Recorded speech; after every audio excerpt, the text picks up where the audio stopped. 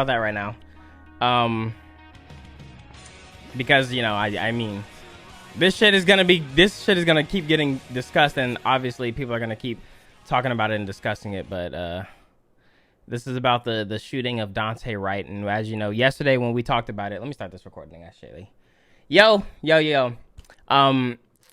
As we talked about yesterday, the shooting of Dante Wright, the officer saying how she thought she was grabbing her taser and how she thought she was using her taser, and then ended up it was actually she used the gun. It was an actual gun, and a single gunshot shot and killed him. So that's unfortunate, but the parents have actually spoken out, and if y'all can give me a second. Give me 1 second. Hold on.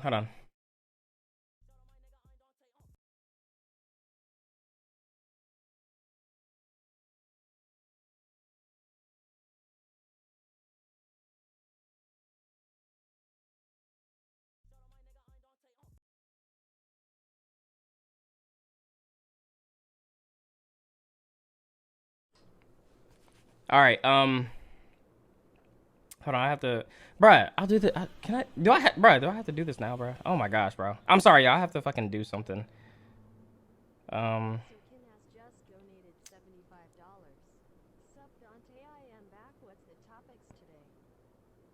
said what?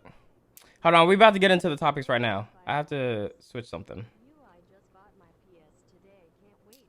Bro, I hate when people ask me to do shit while I'm streaming. Like, bro, you know I'm streaming, bro. Like, why are you doing this now?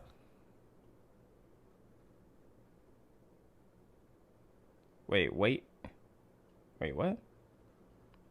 Bring. I'll do that. Yo, I'm gonna have to do it. I'll just hold on.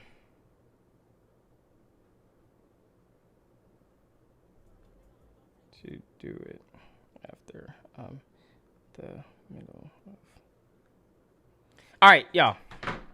I'll handle that shit later, bro. Okay, I gotta fucking start this video again. Hold on, let me see what they said.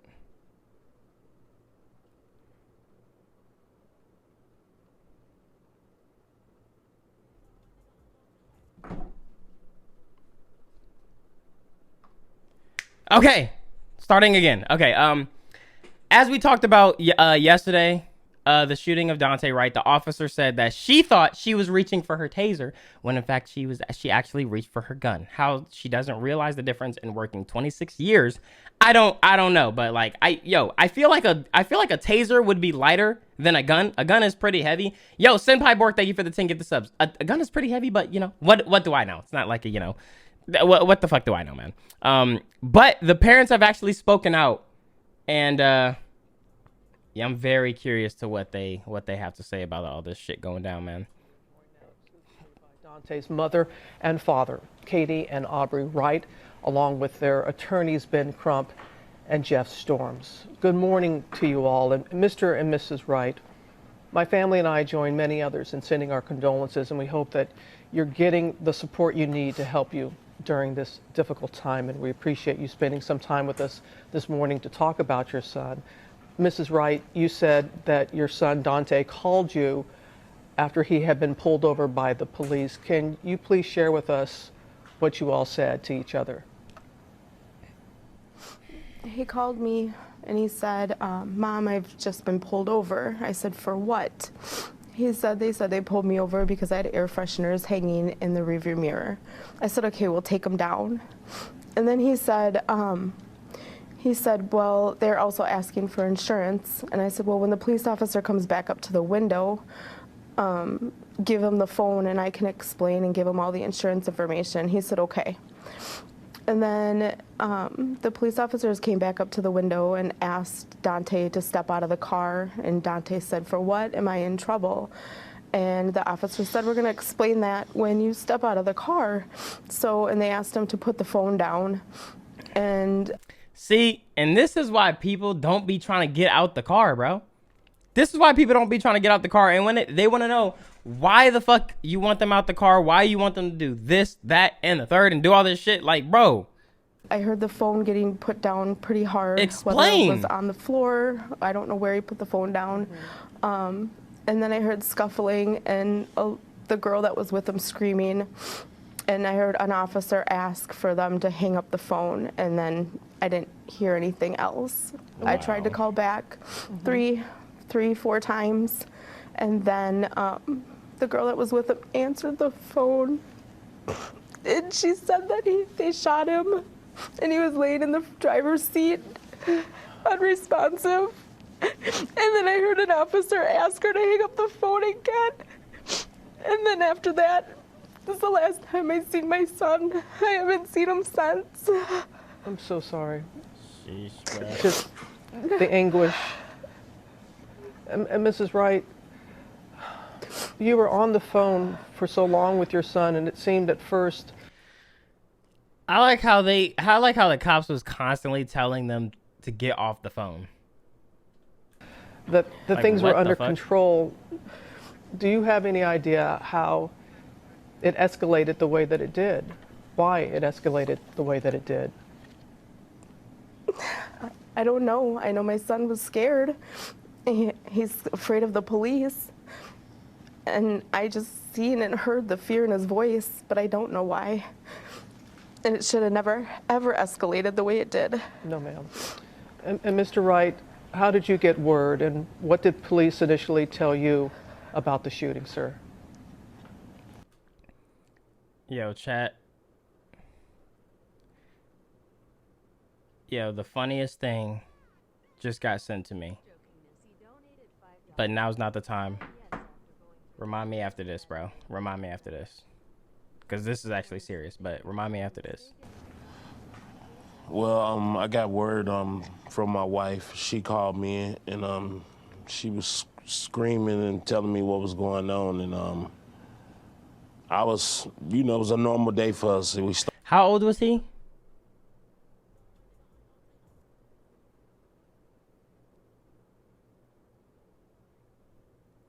started off as a normal day. I haven't talked much to the police at all. They haven't given us any information. They haven't pretty much given us any information at all. We do know that the police chief, he said that he believes that the shooting, that the officer meant to shoot the taser, not her gun, and that it was an accidental shooting. Do you accept that explanation, Mr. Wright? How can anybody accept that?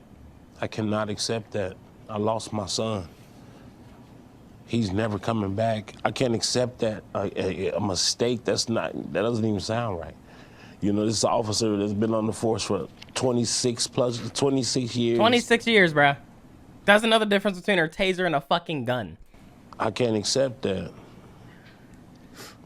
And Mrs. Wright, we know that the mayor has called for this officer to be fired, to be relieved of her duties. What would you like to see happen, ma'am? I would like to see justice served and her held accountable for everything that she's taken from us. And we do know that people are outraged, as in the reports, and we're seeing how people are upset. Many people are upset that, again, another black man has lost his life at the hands of police. But you all have been consistent in calling for peace and calm. So, Mrs. Wright, what do you want to say to those who want to take to the streets on behalf of your son? I want to say thank you so much for the support and standing by us and making sure that my son's name has been heard, and asking for justice and asking for that we get everything that we need out of this, and making sure that my son's name doesn't get swept under the rug and forgot about. And are you still calling for peace? Are you still hoping that they can do this Peace. protest It's too in late. a peaceful manner? Yes. It's too late. Mr. Crump, we know that you're there in Minnesota for the Derek Chauvin trial, there for the Floyd family, as you're now there with Dante's family.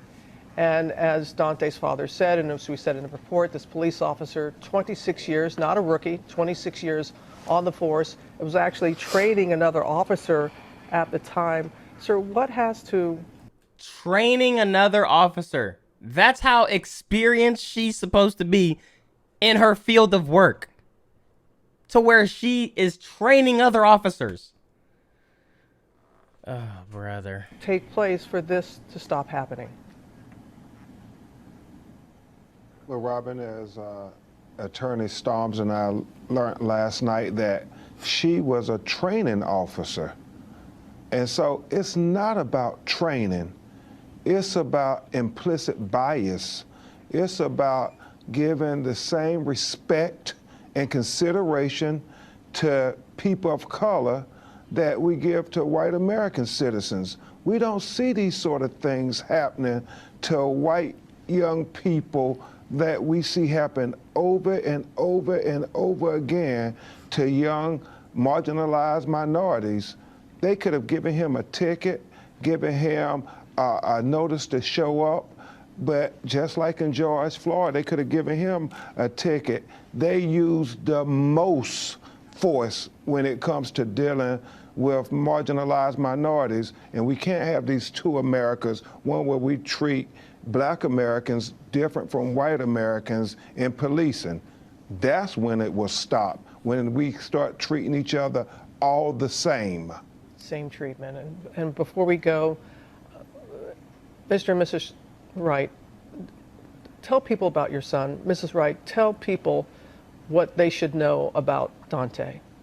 And this just feels weird, like, watching this, because obviously my name is fucking Dante, so it's like, bro, like, just imagine, like, yo, you don't understand what it feels like just to drive to your, like, to go to your car, just to drive, like, down the block and be worried, like, yo, what the fuck, what if something happens, man? Like, sometimes I be forgetting my wallet, bro. Like, sometimes I'll forget my wallet at the crib. And it's like, yo, if I get pulled over and I don't have my wallet, how far are they going to go because they think that I stole this or some shit like that? Like, what is going to happen, bro? My son was an amazing, loving kid. He had a big heart. He loved basketball. He had a 2-year-old son that's not going to be able to play basketball with him. He had sisters and brothers that he loved so much. He was an uncle, a grandson. He had a smile that would light up the room. It was so big and bright, and he was amazing, and he's my son, and he's never gonna... I thought that was like his little brother or cousin or something, but no, it's his child. Just had his whole life taken away from him. We had our hearts pulled out of our chest. He was my baby. Mr. and Mrs. Wright, thank you for your strength and being with us this morning and sharing about your son. And again, our hearts go out to you. And thank you very much. Thank you. Please take care. Well, hey there, GMA fans. Robin Roberts here. Thanks for... Yikes, maybe that was the time where you probably cut that, you know, maybe don't add that, you know? Y'all see how I didn't add the intro to, like, this video? You know, maybe you gotta crop that part out or something, bro. I know it's probably just something that they automatically put at the end of their videos, but, like, bro, god damn, like, did you think about that? And now look, the question that everybody's asking, bro, the question that everybody's been asking themselves, bro, right? The question that everybody's been asking: how could a veteran cop mistake their gun for a taser, bro?